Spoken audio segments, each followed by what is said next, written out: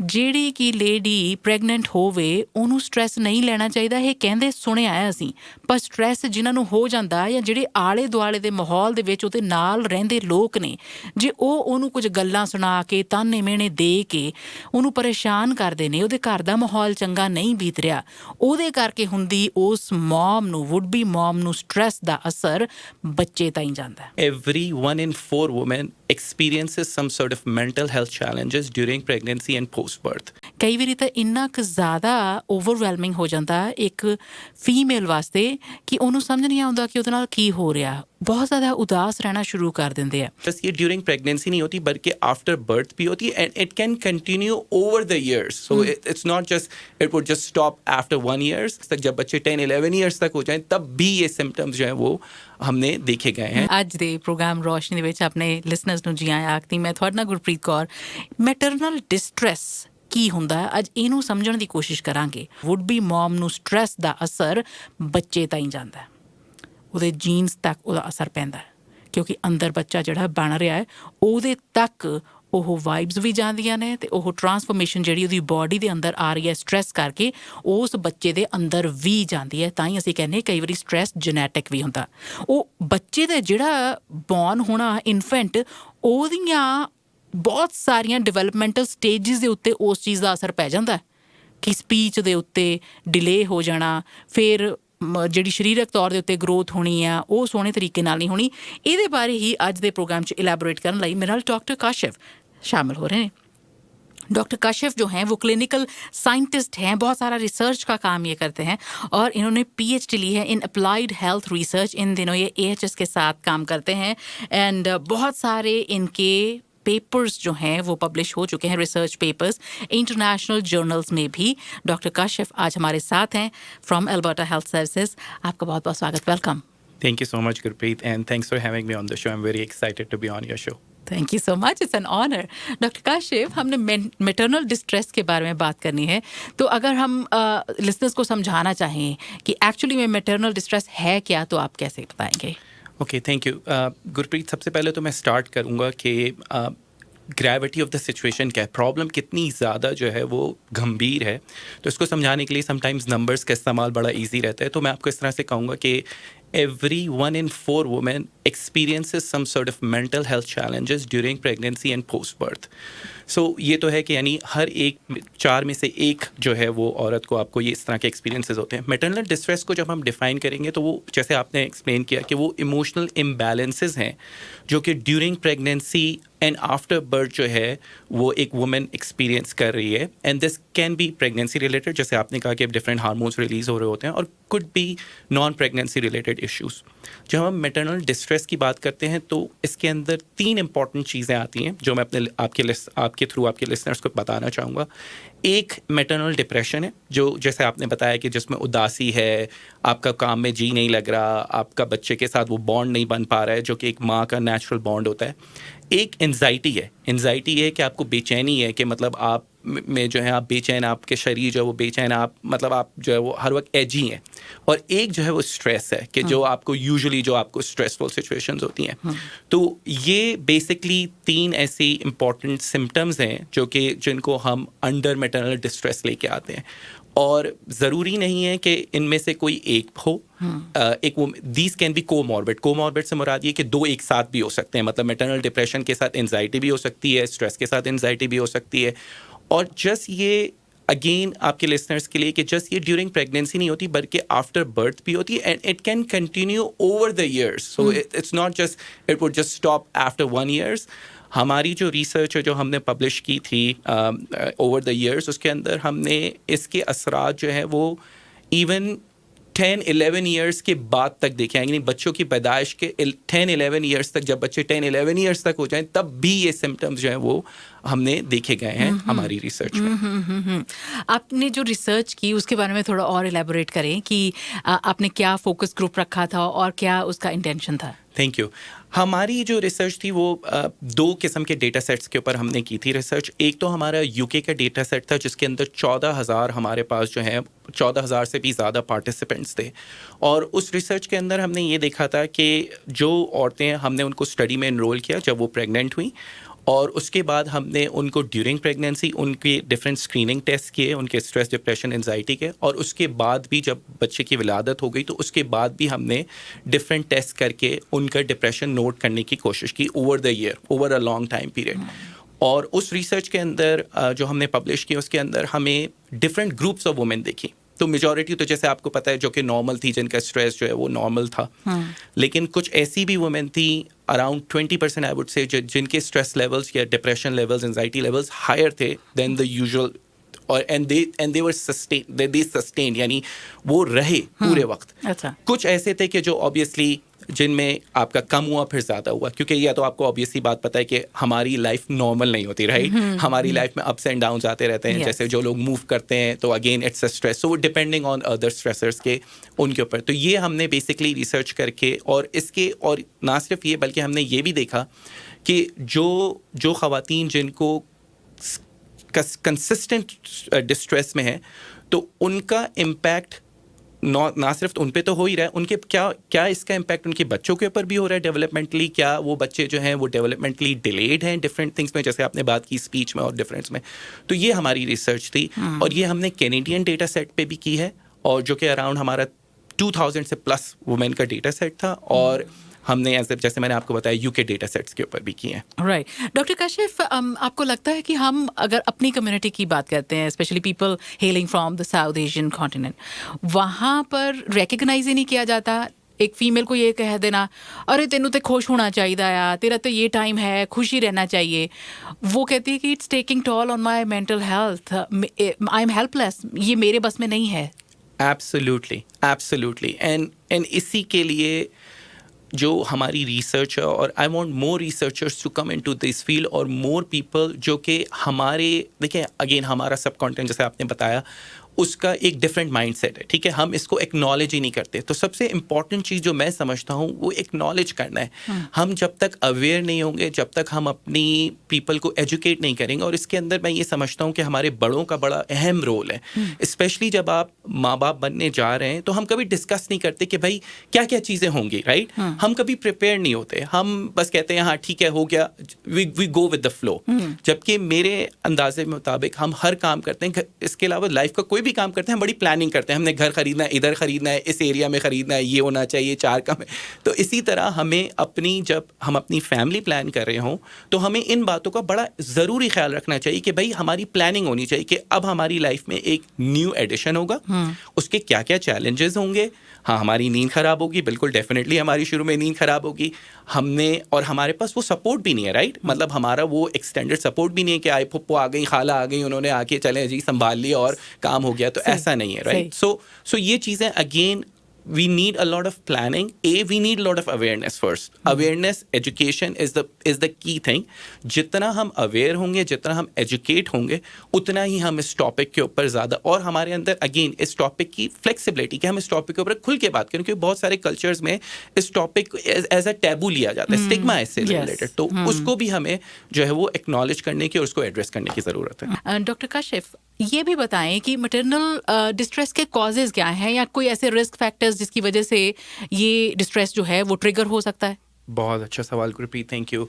I think again अगर हम इसके मैटरनल डिस्ट्रेस के रिस्क फैक्टर्स को हम ग्रुप कर लें तो हम इनको 4 मेन बड़े ग्रुप्स में हम कर सकते हैं। एक वो कि जो फीमेल जिनको कोई प्रीवियस हिस्ट्री है, कोई मेंटल हेल्थ की, कोई डिप्रेशन है, तो अगर वो प्रेग्नेंट होती हैं so there is a greater chance कि उनके अंदर डिप्रेशन हो। प्लस ये जो आपने बात की कि सोशो डेमोग्राफिक फैक्टर्स हो सकते हैं, जैसे फॉर एग्जांपल जो है सिंगल मॉम्स हैं, राइट, या फिर जो है वो फाइनेंशियल स्ट्रेन्स हैं, या जो है वो तीसरा जो इम्पॉर्टेंट बात जो हमने बॉडी नोट की है कि पार्टनर कॉन्फ्लिक्ट है। So if there is a conflicting, if there's a conflict in the relationship, those are and social support. अगर आपके पास inadequate social support है, जो हमारे circumstances में सबसे important factor है, because हम majority of us have immigrated from other countries, right? Yes. So जब हम यहाँ पे वो सारे risk factors लेके आते हैं, तो जाहिर है हमारे पास support नहीं है, right? We don't have any avenues कि हम किसी से even बात कर सकें खुल के। तो ये वो चंद इम्पॉर्टेंट रिस्क फैक्टर्स हैं कि जो कि कंट्रीब्यूट करते हैं टूवर्ड्स मैटरनल डिस्ट्रेस, जैसे मैंने आपको बताया, जिसके अंदर डिप्रेशन, एंजाइटी हो सकता है। और इंटरेस्टिंगली अभी रिसेंटली हमने एक रिसर्च पब्लिश की थी, जो मैंने आपको बता रहा था 14,000 जिसके अंदर वुमेन थी, और ये यूके का डेटा सेट था, और इसके अंदर भी हमने यही 2 most important risk factors identify किए कि वो वुमेन जिनके कॉन्फ्लिक्ट थे with partners, they had arguments, Yeah. और वो जिनकी इनएडिक्वेट सोशल सपोर्ट थी, यानी उनका सोशल सपोर्ट का सर्कल, उनके पास वो सेफ्टी नेट नहीं था, those are the womens that were impacted most by the maternal depression, और ये मैटरनल डिस्ट्रेस है वो इम्पैक्ट कर रही थी। अच्छा, इसी में मैं इजाफा करूं डॉक्टर साहब, अपनी फैमिलीज में अभी तक भी, चाहे ज़माना आप कह लो कि बदल गया है, पर फैमिलीज में ये बात कि लड़का हो जाए, और अगर ऑलरेडी फैमिली में बेटियां हैं, 2 बेटियां हैं, तो थर्ड वन के लिए प्रेशर फैमिली मेम्बर से ही, एक्सटेंडेड फैमिली मेम्बर से ही जो आता है, और वो किस तरीके का मेंटल डिस्ट्रेस देता होगा to the woman who is pregnant, मुंडा हो जाए, तो ये बात भी कितना स्ट्रेस देती होगी। Absolutely. Again, and this is again where I always talk about awareness, right? अब आप खुद सोचें कि अभी आप जेंडर आइडेंटिफाई तो 20 वीक्स से पहले तो कर भी नहीं सकते आप जेंडर आइडेंटिफाई, लेकिन आप सोचें कि वो 20 वीक्स किस मेंटल ट्रॉमा और एडिशनल स्ट्रेस से वो वुमेन गुजर रही है, कि उसके हर वक्त चलते फिरते उठते बैठते एक तो उसके दिमाग में, और फिर कोई और ये सवाल कर ले तो इंडोर्समेंट हो रही है, right? So again these are few things जो कि इजी फिक्सेस हैं, आई वुड से, राइट? और इसके अंदर आई थिंक कि हस्बैंड जो होते हैं, जो उसका पार्टनर है, उसका बहुत बड़ा हाथ है, कि अगेन जैसे मैंने आपको बताया कि वो पार्टनर्स जो कि एक्सटेंडेड फैमिली का स्ट्रेस नहीं लेते, they are like whoever it is, I am happy with it, right? और वो लोग, तो आप उसके अंदर आप खुद देखेंगे कि वो वुमेन के जो फीलिंग्स है, जो इमोशंस हैं, would be very different if the partner is very supportive. और यही एक अगेन प्रोटेक्टिव फैक्टर है। तो अगेन आप देख लें, एक रिस्क फैक्टर है, प्रोटेक्टिव फैक्टर है। तो अगर आपकी स्ट्रॉन्ग सपोर्ट है और आपके आर्ग्यूमेंट्स नहीं, और आपकी एक हैप्पी फैमिली है, so I think this is the best thing that you can have. And Gurpreet, you and I have been living in Canada. We always feel like I don't see much difference between a boy and a girl here, right? Here, हाँ, हमारे culture में तो चलो ठीक है, कुछ चीज़ नहीं हो सकती, but even now things are changing back home. But I would say कि girls in here can do the same amount of stuff, the same things that a boy can do in here. And this has been proven by some of the beautiful, जो हमारी women leaders हैं, उन्होंने ये proof करके भी दिखाया. So they are, they are our benchmarks. That's a relief. Doctor Kashif, ये भी बात करें कि मैटरनल डिस्ट्रेस जो है वो मॉम को चाहे प्रेगनेंसी के दौरान, डिलीवरी के बाद, और जैसे आपने बताया कि वो डिलीवरी के बाद स्ट्रेस 10 साल तक भी रह सकता है। ज़रूरी नहीं है पहले साल में बेबी थोड़ा बड़ा हो गया तो ख़त्म हो गया, और बेबी के अंदर भी जो बच्चा है उसके भी डेवलपमेंटल स्टेजेस पर असर पड़ता है, और ये जो प्रभाव है, इफेक्ट्स हैं, इम्पैक्ट कैसा है? बहुत अच्छा सवाल अगेन गुरप्रीत, और इसके लिए हमें ये समझना पड़ेगा कि आपने अपनी बात भी जब शुरू की थी कि जब बच्चा माँ की वूम के अंदर होता है, यूट्रस के अंदर होता है, तो ही और she is taking maternal jeans, और जो इन्वायरमेंट जो होता है, जो कि एक मॉम के वूम के अंदर होता है, वो उससे असरअंदाज हो रहा होता है। हम ये समझते हैं कि ऐसा नहीं होता, असरअंदाज हो रहा होता है। और एक रिसर्च है, और बल्कि एक कॉन्सेप्ट है जिसको हम कहते हैं DOHAD, developmental origins of health and disease. ये कॉन्सेप्ट ये बताता है कि first 1000 days of the life of a child is very critical, and that shapes the life of an individual. So वो 1000 days actually shape करते हैं उसकी entire life को। और again research के अंदर इतने पेपर्स हैं, और ये तो अब प्रूवन बात है कि अगर माँ डिस्ट्रेस्ड है, जैसे फॉर एग्जांपल अगर उसको एंजाइटी है, डिप्रेशन, स्ट्रेस है, तो उसके बच्चे के अंदर उसके असरात आना शुरू हो सकते हैं डेवलपमेंटली। और कुछ असरात जो उसके अंदर डेवलपमेंटली आ सकते हैं, फॉर एग्जांपल सबसे इंपॉर्टेंट जो है वो कम्युनिकेशन डिले है। कम्युनिकेशन से मुराद यानी बातचीत, उसको स्पीच कहना। उसके अंदर 2 चीज़ें आती हैं, एक रिसेप्टिव होता है और एक एक्सप्रेसिव होता है। एक्सप्रेसिव तो हम जैसे बोल रहे हैं, रिसेप्टिव जो हम समझ रहे हैं, अगर आप मुझे कोई बात कह रही हैं तो मुझे वो समझ आए, तो ये डिलेज होते हैं। इसके अलावा आपके ग्रोस मोटर डिलेज हो सकते हैं, जैसे चलना फिरना, भागना दौड़ना, ये सारे ग्रोस मोटर के अंदर आते हैं।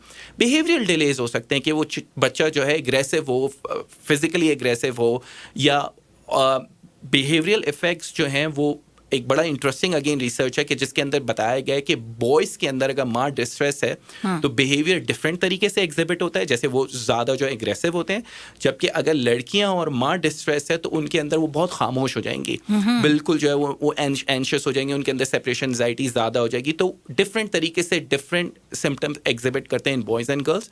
लेकिन ये बात ज़रूरी है कि रिसर्च से ये साबित है कि अगर माँ डिस्ट्रेस है तो बच्चे के अंदर लाइकली है, मोर लाइकली है, वो बच्चा मोर लाइकली होता है कि उसके अंदर जो है वो डेवलपमेंटल डिलेज हो। अच्छा, डेवलपमेंटल डिलेज जैसे हमने हाँ, पहले जैसे कहा कि स्पीच में, स्पीच हो गया, ग्रोस मोटर हो गया, बिहेवियरल हो गया, पर्सनल सोशल हो गया, यानी उसके इंटरेक्शन विद अदर किड्स। कभी कभी आपने देखा होगा कि कुछ बच्चे जो हैं वो लेस इंटरेक्टिव होते हैं, वो शेयरिंग करना नहीं जानते, वो तो ये सारी चीज़ें, ये सारे इम्पैक्ट आना शुरू हो जाते हैं। वही स्ट्रेस में चल रही है, चाहे वो प्रेगनेंसी के दौरान या पोस्ट प्रेगनेंसी, डिलीवरी के बाद बच्चा बड़ा हो रहा है, उस वक्त जहनी तौर पर बहुत ज़्यादा वो मुतासिर हुई पड़ी हैं, तो उसका असर जो है वो बच्चों की डेवलपमेंट पर भी होता है। अलग अलग तरीके से हमने इसको समझने की कोशिश की है, जैसे डॉक्टर काशिफ ने बताया कि अगर प्रेगनेंसी के दौरान है तो कैसे असर होता है, और जब हो गया बेबी तो उसके बाद भी ये सिलसिला जो है वो जारी रह सकता है। हमारे एक लिसनर उन्होंने पूछा है कि डॉक्टर साहब, can this last for 7 years as well, the stress? बिल्कुल बिल्कुल, जैसे मैंने आपको बताया कि हमारी रिसर्च के अंदर जो हमने यूके का डेटा सेट था उसके अंदर हमने सिम्टम्स को जो है वो इवैल्यूएट किया था अप टिल 11 years, और even after 11 years post birth कुछ वुमेन जो हैं वो स्टिल जो हैं they were high, their scores were high. So yes, to answer this question, yes बिल्कुल हो सकता है। अच्छा, इसके जो मॉम के ऊपर स्ट्रेस है वो क्या सिर्फ एनवायरमेंटल ही है, जैसे फैक्टर्स आपने बताए, अलग अलग रिस्क फैक्टर्स भी बताए, और क्या इसके अलावा जो इंटरनलाइज कर लेती हैं हम या हार्मोनल चेंजेस की वजह से, उसकी वजह से भी बन जाता है? जी बिल्कुल, स्ट्रेस जो है वो अगेन अगर आपने ये सुना हो जिसको हम पोस्टमार्टम ब्लूज कहते हैं, तो जब आपकी बिल्कुल डिलीवरी होती है तो आपके बहुत सारे बॉडी के अंदर हार्मोनल चेंजेस होते हैं जिसकी वजह से डिफरेंट मूड स्विंग्स होते हैं, ठीक है। तो अगर तो ये मूड स्विंग्स जो हैं वो 2 weeks तक हैं, so these are normal. Again, we need to understand what is normal and what is abnormal. लेकिन अगर ये consistent हैं और आपको consistent thoughts आ रही हैं जो कि अच्छी नहीं है, कभी कभी आपको ऐसी thoughts भी आती हैं कि बच्चे को harm पहुंचाने के लिए, so those are sort of the red flags I would say. तो उनके ऊपर आपको अगर इस तरह की चीज़ें आ रही हैं तो आपने डेफिनेटली अपने जीपी से कंसल्ट करना है और उसको जो है वो ये अलामात बतानी है, because these are very important and again it goes back to awareness and knowledge जिससे हमने स्टार्ट किया था, ठीक है। तो ये सारी ये चीज़ें हैं जिनका हमें बहुत ख्याल रखना है। राइट, बड़ी तसल्ली वाली आपने बात की थी कि जो कपल्स जो हैं वो हैप्पी कपल्स हैं, एक दूसरे की सपोर्ट है उनको, उनमें ये रिस्क फैक्टर्स कम हो जाते हैं। बिल्कुल बिल्कुल, जैसे मैंने कहा कि हमारी रिसर्च के अंदर ये था कि इनको हम प्रोटेक्टिव फैक्टर्स कहते हैं। एक तो रिस्क फैक्टर्स हैं, एक प्रोटेक्टिव फैक्टर्स हैं। तो partner support is one of the protective factor, और यहाँ पे हमारे पास पार्टनर एक माँ के पास एक हस्बैंड ही है जो उसकी सपोर्ट है, एक्सटेंडेड फैमिली तो है नहीं। तो अगर उससे भी वो अपने इमोशंस को छुपाएगी, so it will be not good for herself and for the kid too, right. कि जैसे मैंने आपको बताया कि उसके इम्पैक्ट्स उसके ऊपर तो होंगे ही होंगे, उसके बच्चे के ऊपर भी होंगे। और यहाँ पे अगेन मैंने आपको वही बात फिर वापस से करूँगा कि अवेयरनेस की बहुत ज़रूरत है। हस्बैंड्स को ये बात समझनी चाहिए कि भाई हमारे जो हैं वो एक हमारी जो पार्टनर है वो इसके थ्रू गुजर रही है और ये चीज़ें हैं, तो उनको एक्नॉलेज करना है और उनके ऊपर उनको सपोर्ट करना है। हाँ, मेरे साथ किसी ने शेयर किया, उनके हस्बैंड ने बहुत इनडिफरेंट बिहेवियर रखा था उनकी प्रेगनेंसी के दौरान। तो बोलती है कि एक बार तो मेरे हस्बैंड ने ये भी बोल दिया कि तू अकेली नहीं है इस दुनिया में जो प्रेग्नेंट हुई है। पहली बार वो प्रेग्नेंट थी and she got to hear this from her husband. Absolutely, और इससे बड़ा और क्या हो सकता है कि मतलब जब आपका पार्टनर ही आपको अंडरस्टैंड नहीं कर रहा तो फिर तो आप बिल्कुल और छुपाओगे बातों को, राइट। मतलब पार्टनर समवन के जिसके साथ आप हस्बैंड के साथ अपने हर चीज़ शेयर करते हैं, ठीक है, अपने इमोशंस भी शेयर करते हैं। So this is very very critical. और यहाँ के ऊपर अगेन एज ए सेड के हस्बैंड्स को भी समझना पड़ेगा। और मैं यहाँ पे एक बात गुरप्रीत और भी ऐड करना चाहूँगा कि फादर्स का भी स्ट्रेस होता है। हम कभी Yes. कभी फादर्स को भूल जाते हैं, हाँ. क्योंकि वो भी इस एक नए चेंज के अंदर, चेंज इज स्ट्रेस, राइट? अगर आप अपना ऑफिस चेंज करेंगे एकदम, मैं आपको किसी और ऑफिस में, that's a stressful situation. Same goes for everyone. Like अगर हम ना, तो ये छोटी छोटी चीज़ों से जो स्ट्रेस होते हैं, तो इनको हमें अगर हम इजीली फिक्स कर सकते हैं तो आई बिलीव हमें ज़रूर फिक्स करना चाहिए। बिल्कुल ठीक है। Now that we have discussed about the symptoms as well, और कैसे असरात होते हैं बच्चे पर भी, सोल्यूशन की भी बात करें। प्रॉब्लम को फिक्स भी तो करना है। अगर मैटरनल डिस्ट्रेस है या बच्चों में डेवलपमेंटल डिलेज आ रहे हैं, तो क्या किया जा सकता है? अगेन बिल्कुल आपने सही कहा कि हमें प्रॉब्लम्स को आइडेंटिफाई करना है और उसके सॉल्यूशंस भी देखने हैं, ठीक है? तो अगर, और वी आर ब्लेस्ड कि इन अल्बर्टा के अंदर हमारा बहुत अच्छा जो सिस्टम है कि जिसके अंदर हमारी एंटीनेटल केयर है, कि जो ड्यूरिंग प्रेगनेंसी केयर इसको कहते हैं, प्रीनेटल और एंटीनेटल केयर। इसके अंदर आपको पता है कि जो प्रेग्नेंट मॉम्स होती हैं वो कंटिन्यूस उनके अपॉइंटमेंट होते हैं अपने फिजिशियंस के साथ, अपने जीपी के साथ। तो वहाँ उनको अगर इस तरह की स्ट्रेस है या एंजाइटी है तो उनको वहाँ पे स्पीक अप करना है, and what they would do. और अगर थोड़ा सा हेसिटेंट है तो ये भी कर सकते हैं कि कुछ स्क्रीनिंग क्वेश्चनेयर्स हैं जो मैं आपके लिसनर्स के साथ शेयर कर सकता हूँ। एक उनमें से बड़ा आसान सा है, EPDS कहलाता है, Edinburgh postnatal depression scale. अगर आप गूगल कर लें आपको ईजिली ये मिल जाएगा। EPDS scale, Edinburgh postnatal depression scale. ये इसके अंदर सिर्फ 10 क्वेश्चंस हैं उनको सिर्फ, और ये मजे की बात ये कि ये डिफरेंट लैंग्वेजेस में भी है। तो अगर कोई जो है उसको अगर बैरियर है इंग्लिश का, तो you can get it in all the languages. All you have to do is just google, और उसके स्कोर्स हैं। तो अगर आपके उसके स्कोर्स आपके हायर, ये टेस्ट वैसे एंटीनेटल केयर में किया भी जाता है और पोस्टनेटल भी किया जा सकता है।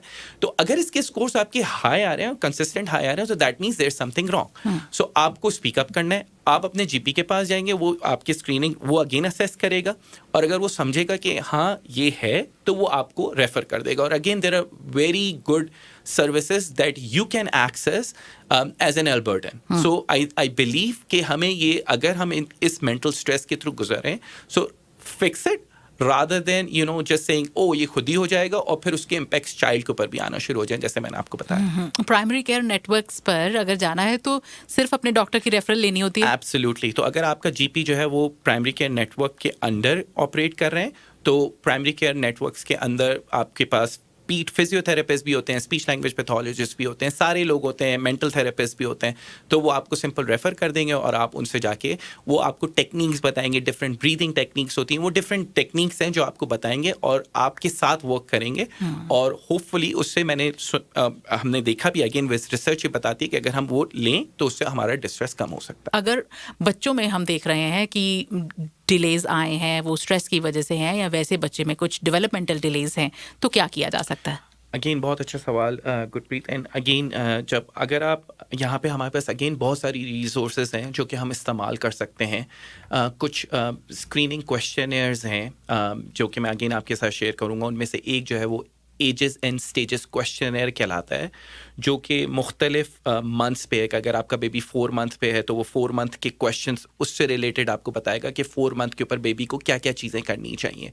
तो अगेन वो सब पेरेंट रिपोर्टेड है। आप सिंपल गूगल करें, आपको फॉर्म आ जाएगा। और इसी तरह so on and so fourth, 4 months, 6 months, 8 months, जो भी उनके वो हैं। तो सिंपल सा ये कि आप उस क्वेश्चनर्स को करें। और अगर आपको ऐसा फील होता है कि आपका बेबी जो है वो, आप उस क्वेश्चनर्स के ऊपर आप देखते हैं कि हाँ कुछ इसके अंदर डिलेज आ रहे हैं, again go to your GP, talk to your GP, right? Again अगर आपका बच्चा 2 साल का हो गया है और he is not using 2 words, you can self refer yourself to speech language pathologist, को हम SLP कहते हैं। इसके लिए आपको जीपी का भी एड्रेस यूज करने की जरूरत नहीं। You can just pick up a call, just say कि आपका बच्चा जो है वो, you feel like he is not talking, so these are called self referrals. AHS की वेबसाइट के ऊपर आपको जो डिफरेंट माइलस्टोन है कि 4 महीने पे आपके बच्चे को क्या क्या चीज़ें करनी चाहिए, 8 महीने पे उसको क्या क्या करना चाहिए, उसको कब चलना चाहिए, कब बोलना चाहिए, कब 2 सेंटेंसेस में बोलना चाहिए, तो ये सारे आपको रिसोर्सेज मिल जाएंगे। तो अगर आपको ज़रा भी ऐसा है कि अगर आप फॉर इंस्टेंस आपका ये दूसरा या तीसरा बच्चा और आपको ऐसा फील होने लगे कि नहीं यार ये थोड़ा सा डिले है, मेरे पहले ने तो करना शुरू कर दिया था, so you can do this test. And again there is some variation, लेकिन अगर हाँ आपको बहुत ज़्यादा वेरिएशन नज़र आ रही है, सो दैट मीन वेरिएशन से मुराद अगर कुछ चीज़ जो है वो 4 महीने पे होनी चाहिए, अब अगर वो साल का हो गया वो उसमें नहीं कर रहा, so then again this is called a red flag. So you should go to your GP and talk to your GP. हम इसको जितना डिले करेंगे उतने ये प्रॉब्लम्स एग्रीवेट होते जाएंगे। और मैं आपको एक और बात इस प्रोग्राम के तवज्जो से ये बताना चाहता हूँ कि बच्चों के ब्रेन बड़े प्लास्टिक होते हैं, मतलब they have the capability to adapt. और अगर आप उनको राइट इंटरवेंशन राइट टाइम पे देते हैं, they take it and they are very resilient. तो अगर कोई भी उनको डिलेज हैं तो they catch up. So by the time they will go to school, they would be like normal kids. So again हम देख रहे हैं ऐसी चीज़ें अगर, so as parents ये हमारी रिस्पॉन्सिबिलिटी है कि हमने उसको छुपाना नहीं है फर्स्ट ऑफ ऑल, क्योंकि कभी कभी हमें ये फेयर भी होने लगता है कि भाई क्या हो गया है, ऐसा कुछ नहीं है। और कभी कभी हमें बड़े बूढ़े भी कहने लगते हैं वो नहीं कुछ नहीं होंदा, सब सही है, कोई मसला नहीं। ਇਹਦੇ ਪਿਓ ਨੇ ਵੀ 5 ਸਾਲ ਦੀ ਉਮਰ 'ਚ ਬੋਲਣਾ ਸ਼ੁਰੂ ਕੀਤਾ ਸੀ। एब्सोल्युटली। सो उसके लिए आपको जो है वो थोड़ा सा अगेन अवेयर होना है। जैसे मैंने आपको बताया कि अगर तो कुछ चीज़ें हैं ऐसे डिलेज हैं तो कोई बड़ी बात नहीं, अगर आप उनको राइट इंटरवेंशन राइट टाइम पे दे देंगे they will catch up. That's wonderful. अच्छा, एक वेरिएशन जो देखने को मिली है, अभी जो बच्चे 2020 में बॉर्न हुए, आज 2.5-3 साल के हो गए, कुछ बच्चों को मैं मिली तो I was trying to greet them from my side and mom goes कि ये कोविड किड है। तो वो ये पोस्ट पेंडेमिक टाइम में हम एंटर हो चुके हैं, तो अभी उसके असरात भी देखने को मिल रहे हैं। उस वक्त सोशल आइसोलेशन और कुछ बातचीत नहीं। आप इसके बारे में थोड़ा इलेबरेट करें। Thank you so much Gurpreet. Again it's a very very important topic. जो कोविड के जो इम्पैक्ट हैं जो बच्चों के ऊपर हो रहे हैं, अब इसके ऊपर जो है हमारे रिसर्च पेपर्स आना शुरू हो गया और हम देख रहे हैं कि किस किस तरह से कोविड ने बच्चों की डेवलपमेंट के ऊपर इम्पैक्ट किया। क्योंकि अगर आप देखें हमारा नॉर्मल ये था कि हम सोशलाइज करते थे, बच्चे दूसरे बच्चों से मिलते थे, ठीक है, और वो आपस में खेलते कूदते थे, लेकिन जाहिर है एक्सटेंडेड पीरियड ऑफ टाइम की वजह से वो सोशल कनेक्शन नहीं बन पाया। तो एडल्ट्स तो अगेन हम यूज्ड टू थे पहले, लेकिन बच्चों के अंदर जो है वो चीज़ें आपको आना शुरू हुई और जिसकी वजह से आप देख रहे हैं बच्चों के अंदर वो डिलेज। बट जैसा मैंने आपको कहा कि ये सारी चीज़ें जो हैं, बच्चों के ब्रेन वेरी प्लास्टिक होते हैं और उनके अंदर बड़ी एबिलिटी होती है to cope up with things. बच्चे बड़े रिजिलियंट होते हैं, जो कि अगर उनके ऊपर कोई एडवर्स इफेक्ट आता है तो वो उनको ओवरकम कर लेते हैं। तो आपने इसी तरह इसकी मैं मिसाल ऐसे दूंगा कि जब हम नए नए कनाडा मूव होते हैं, इवन दो हम इन आवर 20s और कुछ लोग in 30s in their 40s, we still struggle to get Canadian accent. जबकि आप बच्चों को देखें कि इवन आप पंजाबी बोलते हो, कोई भी जबान, उर्दू, हिंदी, कुछ भी बोलते हो, once they go to school they pick up the Canadian accent, right? So that means कि they pick up things really quick as compared to adults. So their brain is plastic. It has got more capability to pick up things. So again मैं इसके आपके programme के तवज्जो से listeners को ये request करूंगा और उनको ये सजेस्ट करूंगा कि अगर इस तरह की कोई चीज़ें हैं, डोंट हेजिटेट। मैंने आपको रिसोर्सेज और अगेन अल्बर्टा हेल्थ सर्विसेज की वेबसाइट के ऊपर जाएं, आप जस्ट गूगल करें, आपको रिसोर्सेज मिल जाएंगे, उनको इस्तेमाल करें। और अगर आप समझते हैं कि नहीं आपका बच्चा थोड़ा डिले है, do go to your GP, उससे बात करें और मे बी वो आपको अगेन कोई भी पीडियाट्रिशियन जो कि बच्चों के स्पेशलिस्ट हैं उनको रेफर कर सकते हैं। जी, सो ਇਹ ਤੁਹਾਡੇ ਕੰਮ ਡਾਕਟਰ ਜੀਪੀ ਜਿਹੜੇ ਜਨਰਲ ਫਿਜ਼ੀਸ਼ੀਅਨ ਨੇ, ਫੈਮਿਲੀ ਡਾਕਟਰ ਨੇ, ਉਹ ਤੁਹਾਡੇ ਵਾਸਤੇ ਕਰ ਸਕਦੇ ਆ। ਜਿਵੇਂ ਉਹਨਾਂ ਨੇ ਕਿਹਾ ਕਿ ਸਪੈਸ਼ਲਿਸਟ ਨੂੰ ਮਿਲਣਾ ਹੈ ਤਾਂ ਵੀ ਉਹ ਰੈਫਰ ਕਰ ਸਕਦੇ ਆ, ਤੇ ਕੁਝ ਮਾਮਲਿਆਂ ਦੇ ਵਿੱਚ ਸੈਲਫ ਰੈਫਰਲ ਵੀ ਤੁਸੀਂ ਪੈਥੋਲੋਜਿਸਟ, ਸਪੀਚ ਪੈਥੋਲੋਜਿਸਟ ਵਾਸਤੇ ਕਰ ਸਕਦੇ ਹੋ, ਜਾਂ ਹੋਰ ਡਿਵੈਲਪਮੈਂਟਲ ਡਿਲੇਜ਼ ਵਾਸਤੇ ਜੇਕਰ ਮਿਲਣਾ ਹੋਵੇ ਤਾਂ ਕੀਤਾ ਜਾ ਸਕਦਾ। ਅਸੀਂ ਇਹ ਗੱਲ ਤਾਂ ਸਾਰੇ ਨੇ ਹੀ ਸੁਣੀ ਹੈ ਕਿ ਪੇਰੈਂਟਿੰਗ ਦਾ ਐਜ਼ ਸੱਚ ਕੋਈ ਜਰਨਲ ਨਹੀਂ ਹੈਗਾ। ਬਹੁਤ ਸਾਰੀਆਂ ਕਿਤਾਬਾਂ ਪਬਲਿਸ਼ ਹੋਈਆਂ ਪਰ ਹਰ ਕਿਸੇ ਦਾ ਆਪੋ ਆਪਣਾ ਐਕਸਪੀਰੀਅੰਸ ਹੋ ਸਕਦਾ। ਤੇ ਇਹ ਗੱਲ ਵੀ ਸੁਣੀ ਹੈ, it takes a village to raise a kid. ਸਾਰਿਆਂ ਦੀ ਮਦਦ ਦੀ ਲੋੜ ਹੁੰਦੀ ਹੈ। ਮਾਂ ਨੂੰ ਜ਼ਿਆਦਾ ਜ਼ਿੰਮੇਵਾਰ ਠਹਿਰਾਇਆ ਜਾਂਦਾ, ਕੁਦਰਤੀ ਤੌਰ 'ਤੇ ਉਹਦੀ ਜ਼ਿੰਮੇਵਾਰੀ ਜ਼ਿਆਦਾ ਲੱਗੀ ਹੋਈ ਹੈ, ਪਰ ਸਾਰਿਆਂ ਨੇ ਨਾਲ ਰਲ ਕੇ ਚੱਲਣਾ ਤੇ ਉਸ ਬੱਚੇ ਦੀ ਸੋਹਣੀ ਪਰਵਰਿਸ਼ ਕੀਤੀ ਜਾ ਸਕਦੀ ਹੈ। ਅੱਜ ਦੇ ਪ੍ਰੋਗਰਾਮ ਦੇ ਵਿੱਚ ਬਹੁਤ ਸੋਹਣੇ ਤਰੀਕੇ ਨਾਲ ਡਾਕਟਰ ਕਾਸ਼ਿਫ ਨੇ ਸਾਨੂੰ ਦੱਸਿਆ about maternal distress and its impact on child's development. So doctor Kashif, आप क्या कहना चाहेंगे in the end? Thank you so much again Gurpreet for having me on the show. मेरे टेक अवे मैसेजेस 2 या 3 हैं। आई वुड से 2 टेक अवे मैसेजेस ये हैं कि we need to acknowledge the mental health problems do exist. We need to get more awareness, हमें more awareness इसके ऊपर हासिल करनी है।